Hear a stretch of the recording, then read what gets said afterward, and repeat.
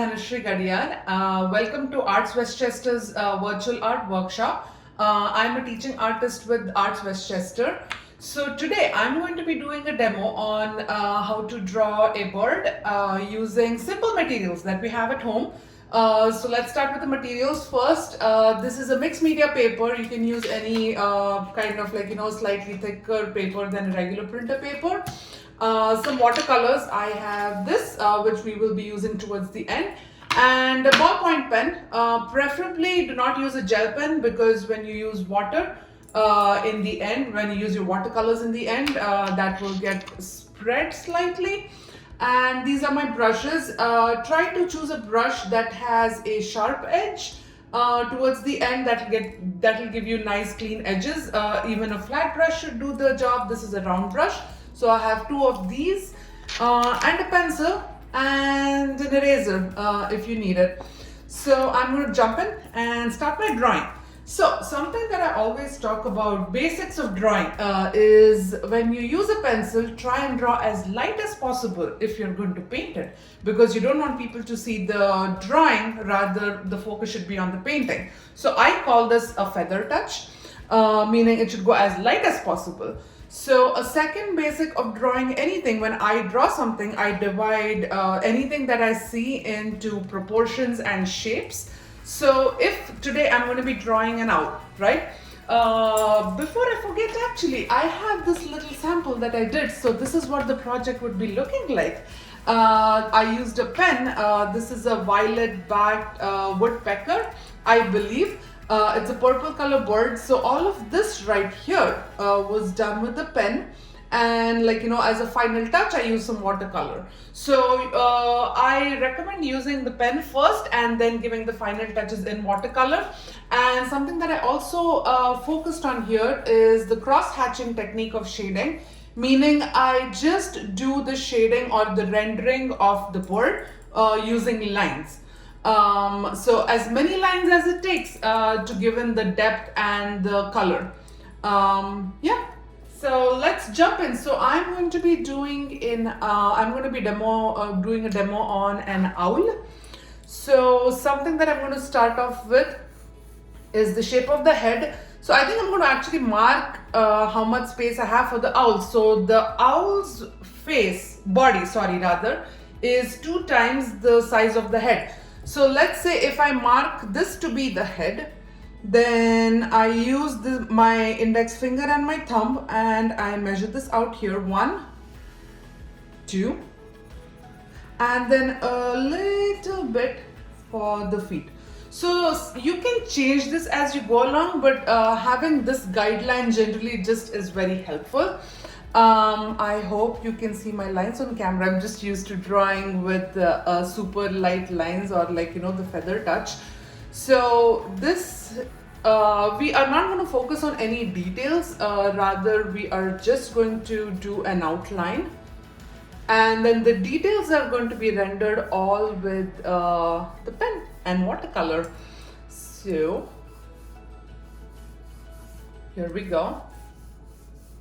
And having this center line as a guideline whenever you're drawing anything, whether it's a portrait, whether it's a portrait of an animal, a human being, a bird, if it's going to be a front-faced figure, then I always recommend using this line, because then you can gauge if your portrait is symmetrical, right? So symmetry and the eyes, which I will speak about later, I think those are the most important characteristics of any portrait. So there we go. Now, why did I choose an owl? I had a hard time choosing, I was like, which bird should I do a demo on? And I think the reason I chose an owl is I think it's a very common imagery that you would see either on a t-shirt, a product of any sort. Most of us have a product using that has owl as an image, and I guess the eyes of the owl is really striking. With portraits, I generally, so right now, I'm digressing, but this is kind of the outline sketch of the owl. Like I said, we're not going to go into the details of the feathers. We're going to do that with the pen. I'm going to move to the eyes later. I'm just going to do a marking for the branch here. Like that. And this could be very abstract when you paint it, like, you can always go ahead and change this. So that is the outline. Very easy. Actually, I have to do the feet a little bit here. Yeah, so I was also speaking about why I chose the owl. I think they just have a very striking personality on any product that you might see, whether it's on a t-shirt, whether it's in your jewelry, whether it's on your stationery that you might buy. They just have very striking eyes. And so eyes, as I speak about the eyes, I think this is a little too big. I'm gonna go ahead and erase that. I think erasers are my favorite tool. Speaking about favorite tools in the studio, what would we do without an eraser, right? So, no, this is not right either. All right, so here is a little bit of a space. So again, like, if you see, I used my fingers as a guideline to make sure that the eyes were placed symmetrically. What you can also do is to actually draw a straight line and see if your eyes are on the same level. And this right here, the beak approximately starts at the bottom of the bird's eyes.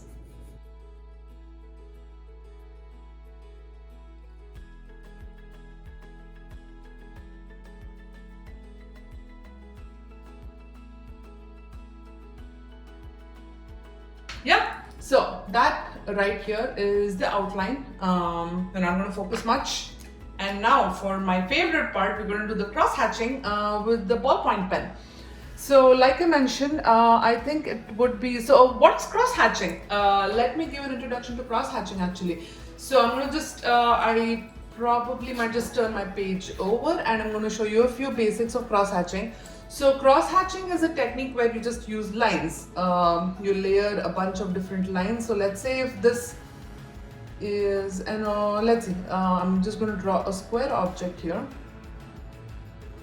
right? And I'm going to just use a bunch of lines. And let's say I want this part to be thicker. Let's say the light is hitting from the right side. And what do? I use lines in another direction. So usually with cross hatching, you just keep using lines in different directions until you achieve the desired effect. Again, one more line, right there. So as you see, like, this is the lightest part. This could be even lighter, but that's kind of the basic. So I'm going to start with my favorite part of the board, the eyes.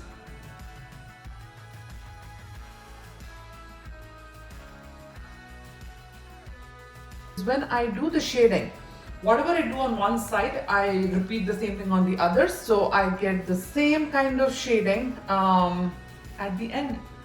Because usually what happens is, if you do end up just shading on one side and not the other, and then by the time you move to the other side, you might not follow the same steps. You might just get a very different looking bird. Or like, not different looking bird, rather, like you might not really get the same effect on both sides. So now for the eyes, it's very important that you do leave. So on any glossy surface, when light hits, you get a highlight. So even right now, when you look at me, since like, there's a window in front of me, there's a light source there. And since my pupils are a glossy source, they do reflect light, and when that happens, you do see that those white little spots like that. And I'm going to give it a slight outline here towards the edge. And then I think since the eyeballs are a circular object, I'm not going to use straight lines. I'm just going to use some circular lines like that. this. Alright, so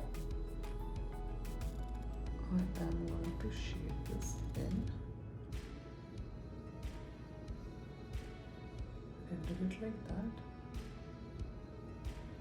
Again, like, if your hand, it might take you a little bit of a practice, so I recommend practicing just drawing geometric shapes and trying this technique out. And then as you shade, you treat it like your pencil. Like, with the pencil, you would just be, you wouldn't stop shading. Do not be conscious of the material. For any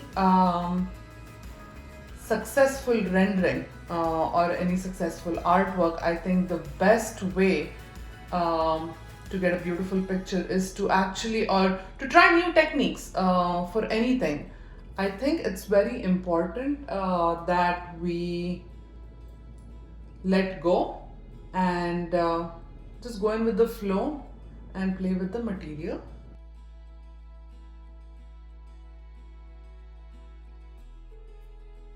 Even when I use a pen, I tend to treat it like a black and white photograph, and I filter the color picture or the color image that I might see and see, okay, what is my darkest tone? What is the middle tone? How many varieties of tones can I create with one pen? So that is super important. The minute you filter anything into a black and white picture, at least I have found it helpful, anything that you paint or anything that you draw, when you imagine it in different tones of gray, doing a monocolor artwork is very easy.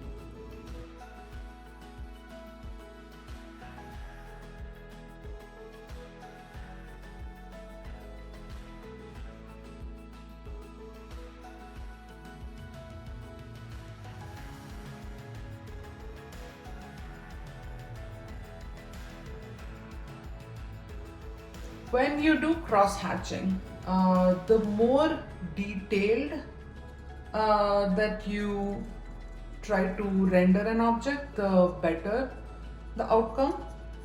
So try to capture every little detail. If there's like these tiny little hairs, try and capture that.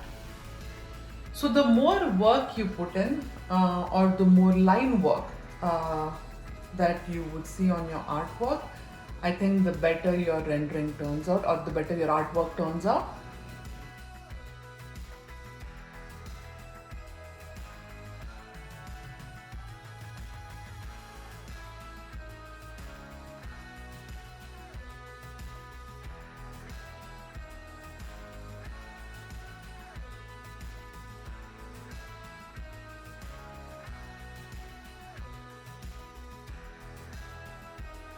Again, line weights is very important. So what's a line weight? Like, a thick line.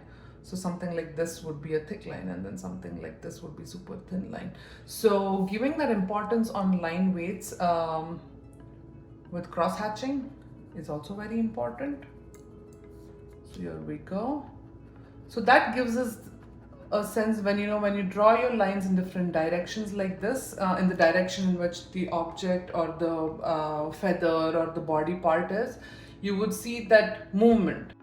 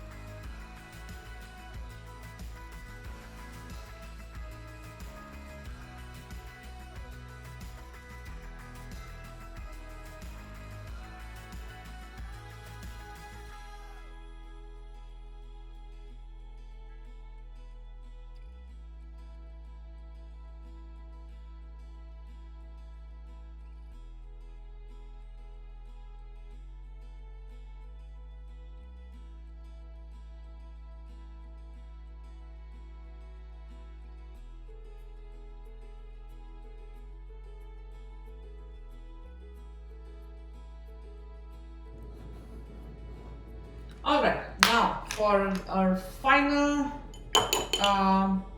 or my favorite part of the I don't know, I can't pick a favorite part. I don't know if pen is my favorite or watercolor, I think both. So I'm going to use my watercolors at this point.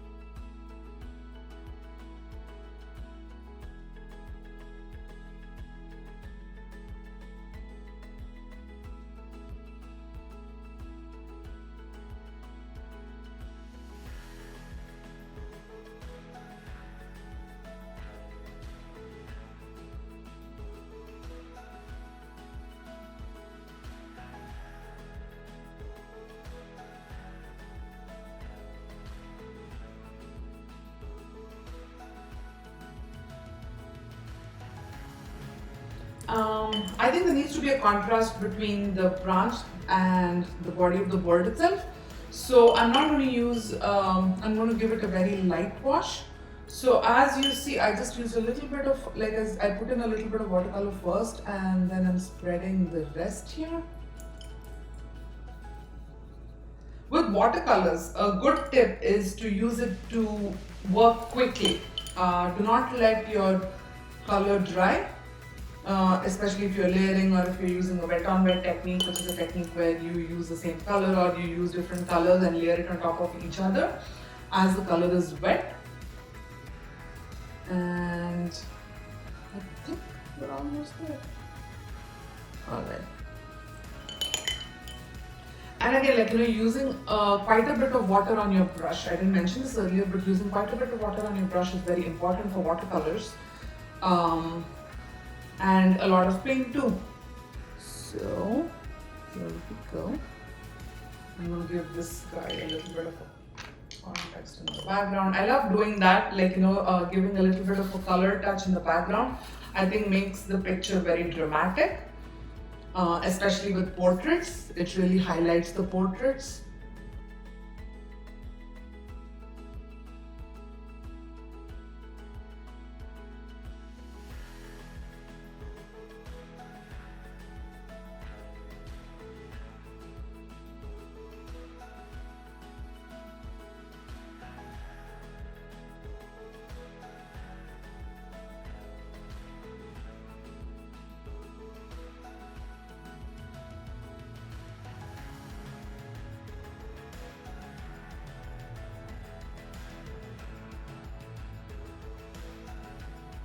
So that's my picture.